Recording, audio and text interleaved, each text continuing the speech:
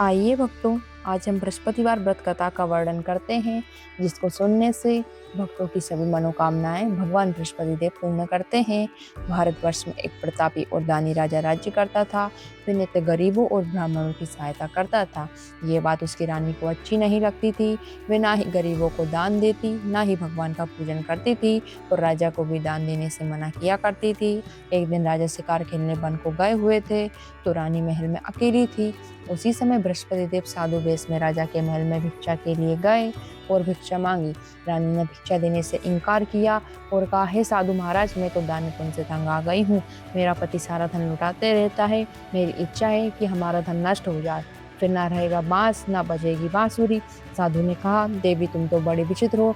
धन संतान तो सभी चाहते हैं, पुत्र और लक्ष्मी तो पापी के घर में भी होना चाहिए। यदि तुम्हारे पास अधिक धन है तो भूखों को भोजन करा दो, प्यासों के लिए प्याऊ बनवाओ, मुसाफिरों के लिए धर्मशालाएं खुलवाओ। जो निर्धन अपनी कुंवारी कन्याओं का विवाह नहीं कर सकते, उनका विवाह करा दो।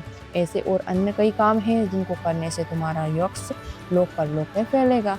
परंतु रानी पर उपदेश का कोई प्रभाव ना पड़ा। वह बोली, महाराज आप मुझे कुछ न समझाइए, मैं ऐसा धन नहीं चाहती जो हर जगह बांटती फिरूं। साधु ने उत्तर दिया, यदि तुम्हारी ऐसी इच्छा है तो तथास्तु। तुम ऐसा करना कि बृहस्पतिवार को घर लीप कर पीली मिट्टी से अपना सिर धोकर स्नान करना, भट्टी चढ़ाकर कपड़े धोना। ऐसा करने से आपका सारा धन नष्ट हो जाएगा। इतना कहकर वे साधु महाराज वहां से आलोक हो गए। साधु के अनुसार कई बातों को पूरा करते हुए रानी को केवल 3 ही बृहस्पतिवार बीते थे कि उनकी समस्त धन संपत्ति नष्ट हो गई। भोजन के लिए भी राजा का परिवार तरसने लगा। तब एक दिन राजा ने रानी से बोला कि हे रानी, तुम यहीं रहो, मैं दूसरे देश को जाता हूँ, क्योंकि यहाँ पर सभी लोग मुझे जानते हैं, इसलिए मैं कोई छोटा कार्य भी नहीं कर सकता। ऐसा कहकर राजा परदेश चला गया। वहाँ वे जंगल से लकड़ी काट कर लाता और शहर में बेचता। इस तरह वे अपना जीवन व्यतीत करने लगा। इधर राजा के परदेश जाते ही रानी और दासी दुखी रहने लगी। एक बार जब रानी और दासी को 7 दिन तक बिना भोजन के रहना पड़ा, तो रानी ने अपनी दासी से कहा, हे दासी, पास ही के नगर में मेरी बहन रहती है, वे बड़ी धनवान है, तू उसके पास जा और कुछ ले आ, ताकि थोड़ा बहुत गुजर बसर हो जाए। दासी रानी की बहन के पास गई और उस दिन बृहस्पतिवार था और रानी की बहन उस समय बृहस्पतिवार की व्रत कथा सुन रही थी। दासी ने रानी की बहन को अपनी रानी का संदेश दिया, लेकिन रानी की बड़ी बहन ने कोई उत्तर नहीं दिया। तब दासी को रानी की बहन से कोई उत्तर नहीं मिला तो वह बहुत दुखी हुई और उसे क्रोध भी आया। दासी ने वापस आकर रानी को सारी बात बता दी। सुनकर रानी ने अपने भाग्य को कोसा। उधर रानी की बहन ने सोचा कि मेरी बहन की दासी आई थी, परंतु मैं उससे नहीं बोली, इससे वे बहुत दुखी हुई होगी। कथा सुनकर और पूजन को समाप्त करके वे अपनी बहन के घर आई और कहने लगी, है बहन, मैं बृहस्पतिवार का व्रत कर रही थी। तुम्हारी दासी मेरे घर आई थी, परंतु जब तक कथा होती है तब तक ना उठते हैं और ना ही बोलते हैं, इसलिए मैं नहीं बोली। कहो दासी क्यों गई थी? रानी बोली, बहन तुमसे क्या छुपाऊं, हमारे घर में खाने तक को अनाज नहीं था। ऐसा कहते कहते रानी की आंखें भर आई। उसने दासी समेत पिछले 7 दिनों तक भूखे रहने की बात तक अपनी बहन को विस्तारपूर्वक सुना दी। रानी की बहन बोली, देखो बहन, भगवान बृहस्पति देव सबकी मनोकामनाओं को पूर्ण करते हैं। देखो शायद तुम्हारे घर में भी अनाज रखा हो। पहले तो रानी को विश्वास नहीं हुआ, पर बहन के आग्रह करने पर उसने अपनी दासी को अंदर भेजा तो सचमुच अनाज से भरा एक घड़ा मिल गया। ये देखकर दासी को बड़ी हैरानी हुई। दासी रानी से कहने लगी, है रानी, जब हमको भोजन नहीं मिलता तो हम भूखे ही तो रहते हैं, इसलिए क्यों ना इनसे व्रत और कथा की विधि पूछ ली जाए, ताकि हम भी व्रत कर सकें। तब रानी ने अपनी बहन से बृहस्पतिवार व्रत के बारे में पूछा।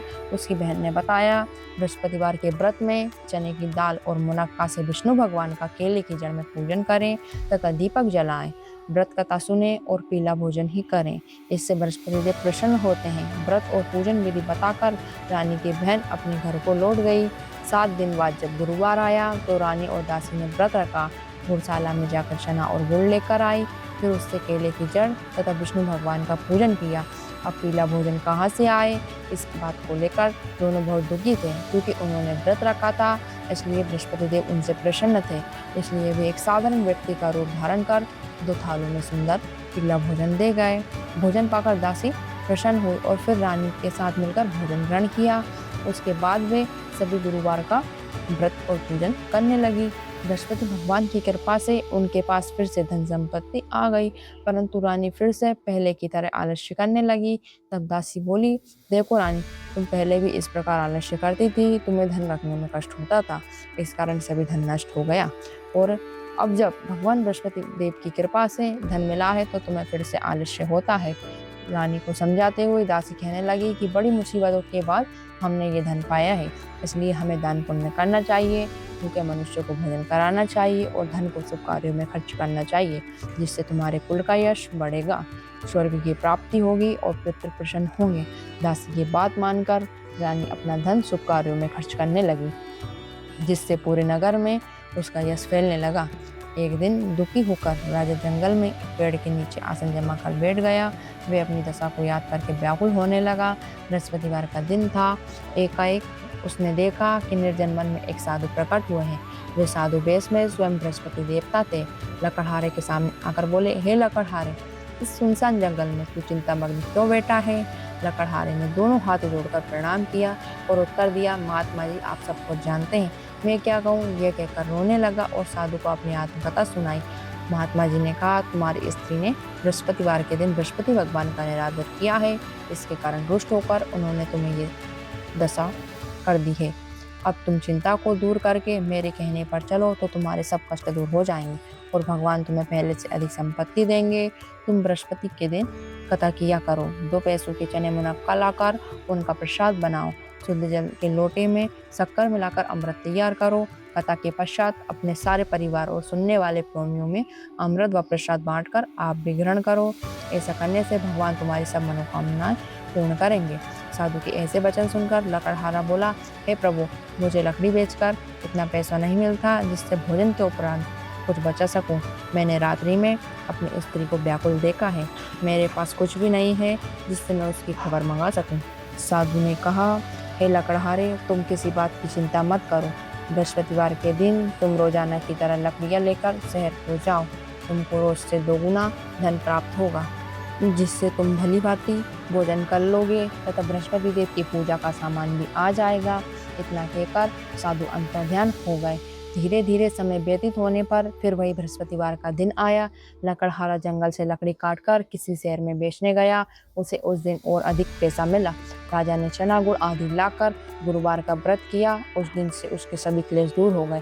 परंतु जब दोबारा गुरुवार का दिन आया तो बृहस्पतिवार का व्रत करना भूल गया। इस कारण बृहस्पति भगवान नाराज हो गए। उस दिन उस नगर के राजा ने विशाल यज्ञ का आयोजन किया तथा शहर में ये घोषणा करा दी कि कोई भी मनुष्य अपने घर में भोजन न बनावे, न आग जलावे, समस्त जनता मेरे यहाँ भोजन करने आवे। इस आज्ञा को जो न मानेगा उसे फांसी की सजा दी जाएगी। इस तरह की घोषणा संपूर्ण नगर में करवा दी गई। राजा की आज्ञा अनुसार शहर के सभी लोग भोजन करने गए, लेकिन लकड़हारा कुछ देर से पहुंचा, इसलिए राजा उसको अपने साथ घर ले गए और ले जाकर भोजन करा रहे थे तो रानी की दृष्टि उस खूंटी पर पड़ी जिस पर उसका हार लटका हुआ था। वे वहां पर दिखाई नहीं दिया। रानी ने निश्चय किया कि मेरा हार इस मनुष्य ने चुरा लिया है। उसी समय सिपाहियों को बुलवाकर उसको कारागार में डलवा दिया। जब लकड़हारा कारागार में पड़ गया और बहुत दुखी होकर विचार करने लगा कि ना जाने कौन से पूर्वजन्म के कर्म से मुझे ये दुख प्राप्त हुआ है, तो उसी साधु को याद करने लगा जो जंगल में मिला था। उसी समय तत्काल बृहस्पति देव साधु के रूप में प्रकट हुए और उसकी दशा को देखकर कहने लगे, अरे मूर्ख, तूने बृहस्पति देव की कथा नहीं करी, इस कारण तुझे दुख प्राप्त हुआ है। अब चिंता मत कर, बृहस्पतिवार के दिन कारागार के दरवाजे पर 4 पैसे पड़े मिलेंगे, उनसे तू बृहस्पति देव की पूजा करना, तेरे सभी कष्ट दूर हो जाएंगे।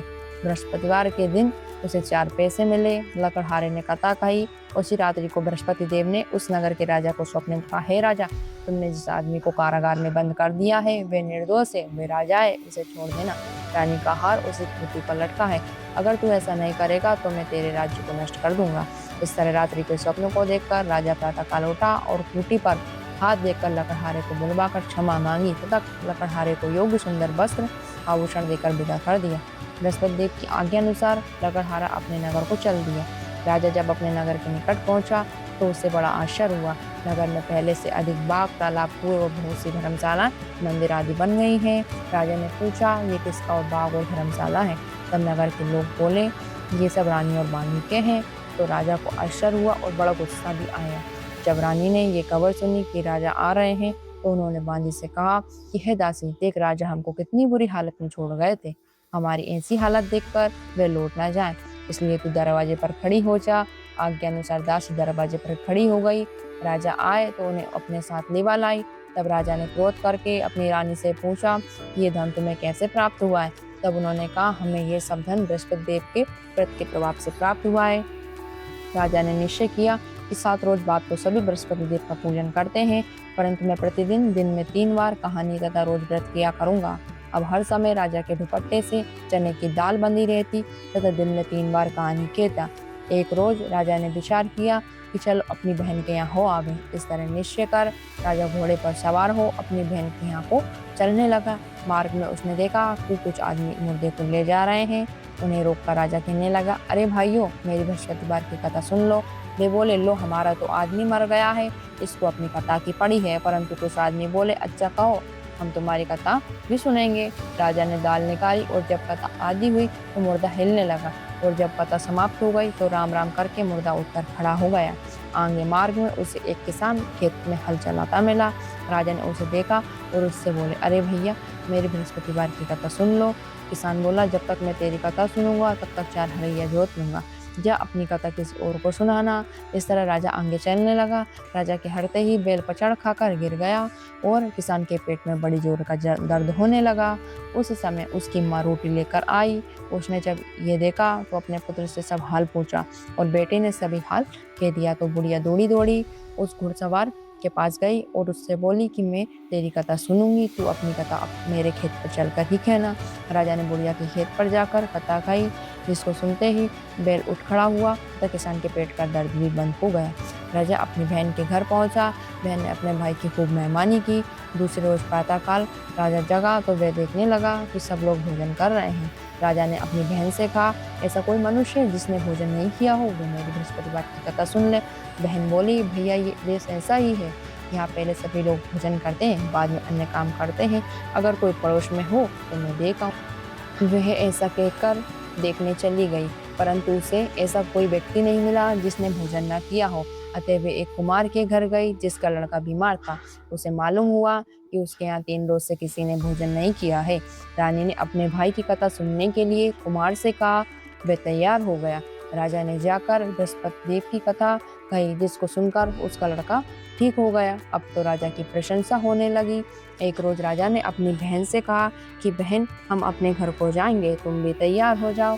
राजा की बहन ने अपनी सास से कहा। सास ने कहा, हाँ चली जा, परंतु अपने बालक को मत ले जाना, क्योंकि तेरे भाई के कोई औलाद नहीं है। बहन ने अपने भाई से कहा, हे भैया, मैं तो चलूंगी पर कोई बालक नहीं जाएगा।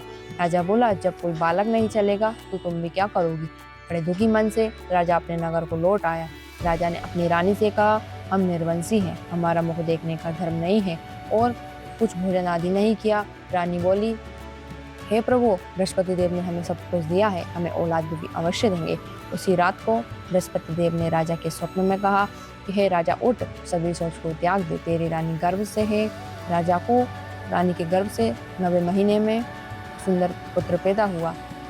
जब राजा बोला कि हे रानी, स्त्री बिना भोजन के रह सकती है पर बिना कहे नहीं रह सकती, जब मेरी बहन आवे तो मुझसे कुछ मत कहना। रानी ने सुनकर हाँ कर दिया। जब राजा की बहन ने ये सब समाचार सुना तो वह बहुत खुशी हुई और बधाई लेकर अपने भाई के यहाँ आई। तभी रानी ने कहा, घोड़ा चढ़कर तो नहीं आई, गधा चढ़ी आई। रानी की बहन बोली, भाभी मैं इस प्रकार ना कहती तो तुम्हें औलाद कैसे मिलती? भगवान बृहस्पति देव ऐसे ही हैं, जिसके मन में मनोकामनाएं होती है सभी को पूर्ण करते हैं। जो सद्भावना पूर्वक भगवान बृहस्पति देव का व्रत करता है, कथा सुनता है, दूसरों को सुनाता है, प्रसादी का वितरण करता है, भगवान बृहस्पति देव उसकी समस्त मनोकामनाओं को पूर्ण करते हैं। आइए मित्रों, आज हम जानते हैं कि भगवान बृहस्पति देव ने एक ब्राह्मण की कन्या पर किस प्रकार कृपा करी। प्राचीन काल में एक ब्राह्मण था, जो बहुत ही निर्धन था। उसकी कोई संतान नहीं थी। उसकी स्त्री बहुत ही मलिनता के साथ रहती थी, वे ना ही स्नान करती, न किसी देवता का पूजन करती। इससे ब्राह्मण देवता बड़े दुखी थे। बेचारे बहुत कुछ कहते थे, किंतु उसका कुछ परिणाम ना निकला। भगवान की कृपा से ब्राह्मण की स्त्री को कन्या रूपी रत्न पैदा हुआ। कन्या बड़ी होने पर प्रातः स्नान करके विष्णु भगवान का जाप व बृहस्पतिवार का व्रत करने लगी। अपने पूजन पाठ को समाप्त करके विद्यालय जाती तो अपनी मुट्ठी में जौ भर के ले जाती और पाठशाला के मार्ग में डालती जाती। जब ये जौ स्वर्ण के हो जाते तो लौटते समय उनको बीन कर घर ले आती थी। एक दिन वे बालिका सूप में उन सोने के जौ को पटक कर साफ कर रही थी कि उसके पिता ने देख लिया और कहा, हे बेटी, सोने के जौ को साफ करने के लिए सोने का सूप होना चाहिए। दूसरे दिन बृहस्पतिवार था। इस कन्या ने व्रत रखा और बृहस्पति देव से प्रार्थना करके कहा, मैंने आपकी पूजा सच्चे मन से की हो तो मेरे लिए सोने का सूप दे दो। भगवान बृहस्पति देव ने उसकी प्रार्थना को स्वीकार कर लिया। रोजाना की तरह जब वे कन्या जौ फैलाकर उन्हें लौटकर बीन रही थी तो बृहस्पति भगवान की कृपा से उसे सोने का सूप मिला। उसे वे घर ले आई और उसमें जौ साफ कर रही थी, परंतु उसकी माँ का वही ढंग रहा। एक दिन की बात है कि कन्या सोने के सूप में जौ को साफ कर रही थी। उस समय उस शहर का राजपुत्र वहां से होकर निकला। कन्या के कार्य और रूप को देखकर मोहित हो गया। अपने घर जाकर भोजन तथा जल त्याग कर उदास होकर लेट गया। राजा को इस बात का पता चला तो अपने प्रधानमंत्रियों के साथ उसके पास गए और बोले, हे बेटा, तुम्हें किस बात का कष्ट है? किसी ने अपमान किया है अथवा कोई अन्य कारण हो सो कहो, मैं वही कार्य करूंगा जिससे तुम्हें प्रसन्नता हो।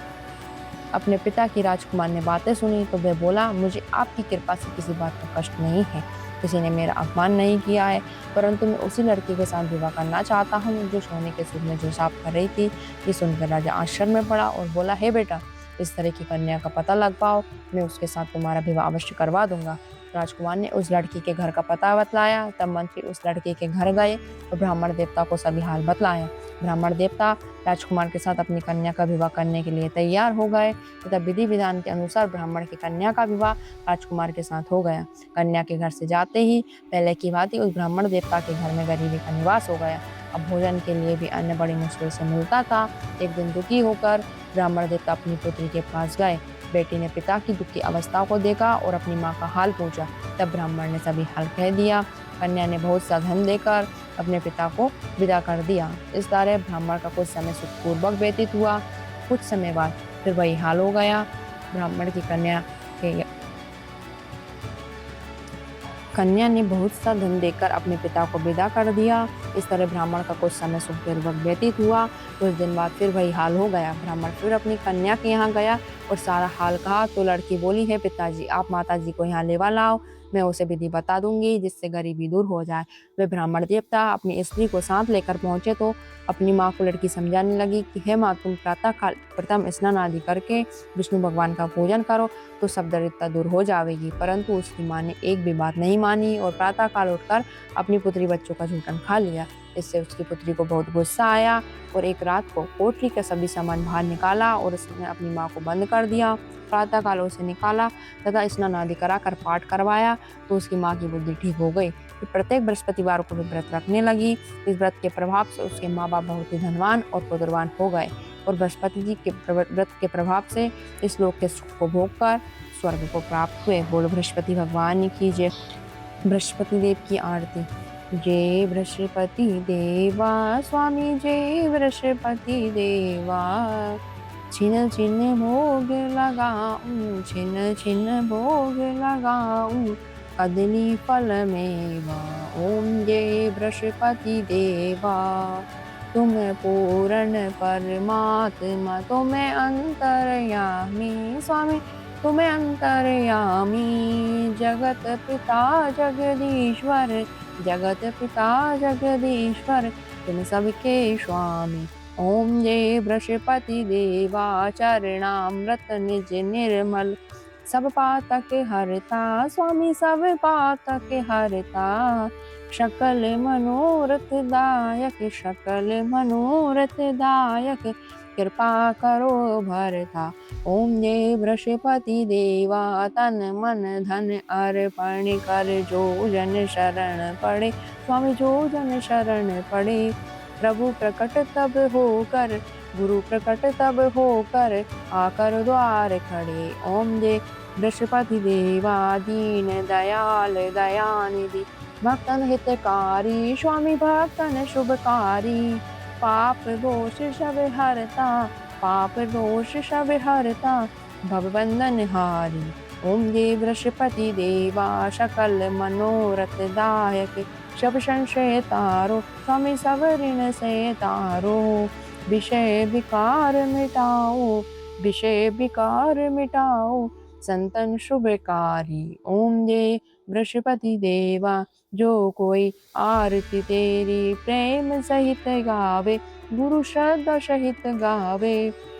ज्येष्ठानंद बन सो शो, ज्येष्ठानंद बन सो शो, निश्चय फल पावे।